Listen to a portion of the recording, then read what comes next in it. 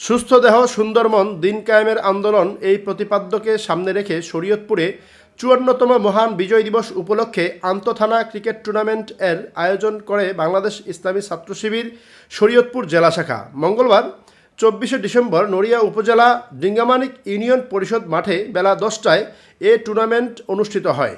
এ সময় প্রধান অতিথি হিসেবে উপস্থিত ছিলেন বাংলাদেশ ইসলামী ছাত্র শিবির শরীয়তপুর জেলা সভাপতি কাউসার আহমেদ, ইসলামী ছাত্র শিবিরের শরীয়তপুর জেলা শাখা সাধারণ সম্পাদক কামরুজ্জামান কাউসারের ব্যবস্থাপনায় জহির রায়হানের পরিচালনায় অনুষ্ঠানে সঞ্চালনা করেন মেহেদী হাসান নীরব।